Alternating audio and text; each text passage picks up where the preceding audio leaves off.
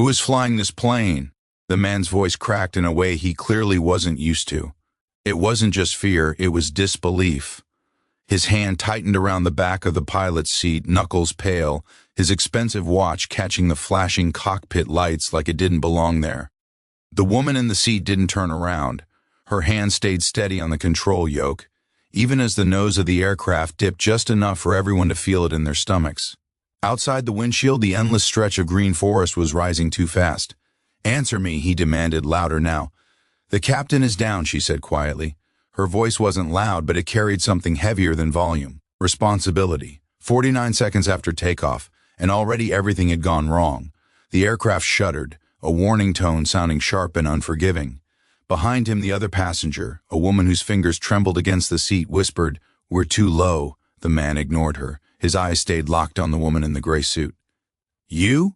he said, and there was something in that single word. Doubt. Judgment. The kind that assumes the answer before it's spoken. She didn't reply immediately. Her eyes stayed forward, scanning instruments, calculating, deciding. Before this story goes any further, take a second to subscribe, because stories like this deserve to be heard.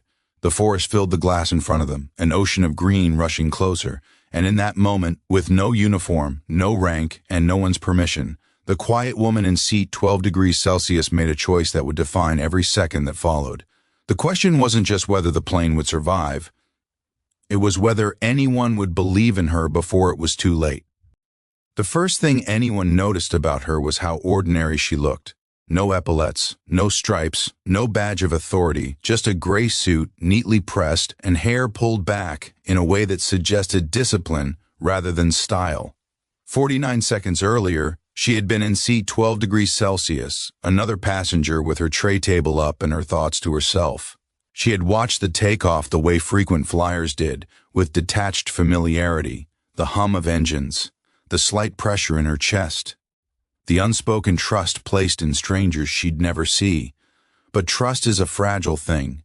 It only exists until the moment it's needed most. When the captain collapsed, it happened without warning. No dramatic announcement, no time for protocol. Just a sudden absence of control in a place where control was everything. She hadn't moved at first, neither had anyone else, because people don't expect ordinary moments to become extraordinary without permission. But she had seen the flight attendant's face, pale, frozen, waiting for someone else to fix it. That was when the quiet woman stood. She didn't announce herself, she didn't ask permission. She simply walked forward. Now, in the cockpit, the weight of that decision sat in her hands. The man behind her shifted, his suit jacket creased as he leaned closer. "This is insane," he muttered. "There has to be someone else." She finally spoke, her voice calm but not defensive. "Right now there isn't." He let out a sharp breath. He wasn't used to being powerless. It showed in the way he hovered, in the way he searched for flaws in her posture, her hands, her existence. Outside, the forest climbed closer. Inside, the instruments told truths that couldn't be argued with. Airspeed, altitude, descent rate. The concerned woman behind them swallowed hard. Can you really do this?" she asked. The pilot didn't answer right away. Not because she didn't know, but because truth in moments like this wasn't about comfort, it was about commitment. "I can try," she said. And trying in that moment was everything. The man scoffed softly, but there was less certainty in it now, because even he could see the alternative. No one else had stepped forward. No one else had taken the seat. The aircraft trembled again, the sound vibrating through bone and breath. Her fingers adjusted their grip, precise and practiced. Not guessing, remembering. Somewhere deep inside, beneath the quiet exterior, was experience. But experience doesn't erase doubt. It only teaches you how to move through it. She thought of the last time she'd been in a cockpit, the last time someone had questioned her presence there. She pushed the memory away. There wasn't room for it now. The man's voice came again, quieter this time. "What's your name?" She hesitated. Names carried history, expectations. "Elena," she said. He nodded once as if filing it away, as if names could change outcomes. Outside, the trees waited. Inside, Elena refused to let them be the end. Pressure doesn't always arrive as noise. Sometimes it arrives as silence, the kind that fills a cockpit when everyone realizes how little stands between survival and regret. Elena's eyes moved constantly. Instruments, horizon, altitude. Her breathing stayed even, but inside, her thoughts raced faster than the aircraft itself. She could feel him behind her, the man in the suit, watching, measuring, waiting for her to fail. He wasn't cruel, not exactly, but he carried something she had known her entire life, the quiet assumption that she didn't belong here. "We're still losing altitude," he said. He wasn't yelling anymore. He was stating facts. Facts didn't need emotion. "I know," she replied. She adjusted the throttle gently. Too much, and the engines would strain. Too little, and gravity would win. The woman behind him whispered, "Is there someone you can call?" Elena pressed the radio switch. Static answered first, then fragments of voices, far away, indifferent. She spoke clearly, professionally, even without the uniform. "Mayday, mayday, mayday, this is—" She paused. What was she? Not the captain, not officially anything, just a passenger who refused to watch others die. "This is Viper," she said. The word surprised even her. It was an old call sign, one she hadn't spoken in years. Silence followed, then a voice. "Aircraft calling Mayday, identify yourself." The man behind her frowned. "Viper?" he repeated. She didn't explain. There wasn't time. The aircraft shuddered again, the forest now terrifyingly close. Elena's hands never stopped moving, every motion deliberate, every decision final. The man leaned closer, his voice low. "If you can't do this," she cut him off, not with anger, with certainty, "then no one can." He stared at her, searching for arrogance, finding only truth. Something shifted in his expression, not trust, not yet, but something less certain than doubt. The woman behind him closed her eyes briefly, whispering something that sounded like hope. Elena heard the radio crackle again, the voice returning, curious now. Attentive. "Viper, say again." Elena's grip tightened slightly. For the first time since she'd taken the seat, she allowed herself one honest thought. This wasn't just about flying anymore. This was about being seen. Not as a passenger, not as a risk, but as the only chance they had left.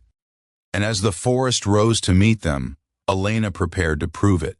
The voice on the radio didn't sound convinced. It sounded cautious, professional, distant in the way authority often is when it doesn't yet know whether to believe you.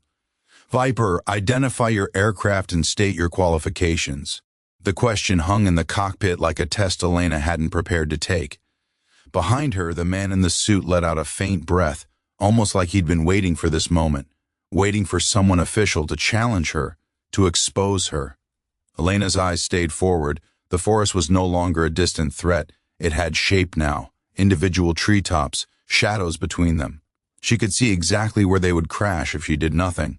Her thumb hovered near the radio switch. Qualifications. It was a simple word, but it carried years inside it, years of training, years of being doubted, years of being told, politely and indirectly, that someone like her would always need to prove more. "This is a commercial twin-engine aircraft," she said calmly. "Captain is incapacitated. First officer is non-responsive." She paused. Her voice didn't shake. "I am qualified to fly." The man behind her frowned slightly. He noticed she hadn't explained how. The radio crackled again. "Viper, clarify qualified."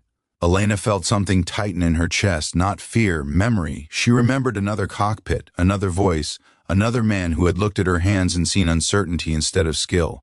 She pressed the switch. Former U.S. Air Force. Silence, not static. Silence, the kind that arrives when doubt meets contradiction. Behind her, the man in the suit straightened slightly. The shift was subtle, but it was there. He looked at her differently now, not as a passenger pretending, but as someone who had once belonged here. The woman behind him whispered, "You flew military?" Elena didn't answer her.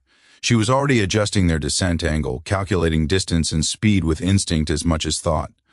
The radio returned. The voice sounded different now, sharper, focused. "Viper, this is regional control. We read you. Maintain heading 085, reduce descent rate immediately." Elena followed the instruction before the sentence even finished. Her hands moved with precision that didn't need permission. The aircraft responded, slowly, reluctantly, but it responded. And for the first time since the captain collapsed, the nose stopped falling. It didn't climb, not yet, but it stopped surrendering to gravity. The man behind her noticed it. His fingers loosened on the seat. "We're leveling," he said quietly. It wasn't a question, it was realization. Elena didn't celebrate. She knew better. Level wasn't safe. Level was temporary. She spoke into the radio again. Request immediate vector to nearest runway. Her voice carried something now, not desperation. Authority. The reply came without hesitation. Viper, runway coordinates incoming. You are cleared to approach. Cleared. The word meant trust. The word meant responsibility. But responsibility had never frightened her. Only the lack of it had. She felt a woman behind her place a trembling hand over her mouth, trying to hold in a sob of relief. The man in the suit didn't speak. He simply watched Elena, watched her in a way that was no longer filled with doubt, but with understanding. He realized in that moment how close he had come to dismissing the only person who could save them. And Elena realized something too. This was the point of no return. She wasn't just helping anymore, she was the pilot, and everyone on board had already placed their lives in her hands. Chapter 4. The runway didn't look real at first. It looked like an idea, a thin gray line drawn between survival and consequence. Elena stared at it through the windshield, her mind breaking the moment into pieces small enough to control. Speed, angle, distance, wind, every variable mattered. Every mistake would last forever. The radio spoke calmly beside her, guiding, advising, but never touching the controls, because they couldn't. This part belonged to her. The man behind her didn't move anymore. His silence wasn't pressure now, it was acceptance. Trust had arrived quietly, without apology. "You're doing it," the woman behind him whispered. Elena didn't respond, not because she didn't hear her, but because she couldn't afford to be the person they believed in. Not yet. She had to be the person they needed. The aircraft trembled as it descended. The ground rose steadily, closer, closer. Elena remembered her instructor's voice from years ago, calm, certain. "The runway isn't your enemy, fear is." She adjusted the yoke gently. The aircraft aligned. The runway filled the glass. For a moment, everything felt still, suspended, balanced on a decision made long before this day ever came. The wheels touched the ground harder than she wanted. The impact echoed through the cockpit. But it held. The aircraft bounced once, then settled, then rolled. Elena didn't breathe. Not until the engine slowed. Not until the runway stretched behind them instead of in front of them. Not until they stopped moving. Silence filled the cockpit again. But it wasn't the same silence. This one was alive. The woman behind her began to cry softly. Not from fear, from release. The man in the suit stared forward, his expression unreadable. Elena's hands stayed on the controls, even now, even when it was over, because part of her wasn't sure she was allowed to let go. Finally, the man spoke. His voice was quieter than she'd ever heard it. "You saved us." Elena closed her eyes briefly. She didn't smile, she didn't celebrate. She simply let the truth exist between them. When she opened her eyes again, she released the yoke, slowly, like setting down something fragile. Outside, emergency vehicles approached, their lights flashing in silent acknowledgement of what had almost been lost. The man stepped back. For the first time since this began, he didn't look like someone in control. He looked like someone humbled. "I'm sorry," he said. The words were simple, but they carried weight. Elena looked at him, really looked at him. She saw the man he had been when this started, and the man he was now. "You were afraid," she said, not accusing, just honest. He nodded, because fear, she knew, makes people doubt what they don't understand. The woman behind him stepped forward. Her eyes were full of tears. "You never looked afraid." Elena thought about that, about fear, about silence, about the years between the cockpit she had left and the one she had just reclaimed. "I was," Elena said softly. "I just didn't let it decide for me." Outside, the world waited. Inside, Elena sat in the pilot's seat, no longer a passenger, no longer invisible. She didn't know what would happen next. She didn't know if anyone would remember her name, but she knew something more important. She had remembered who she was. And sometimes, that's the only landing that matters.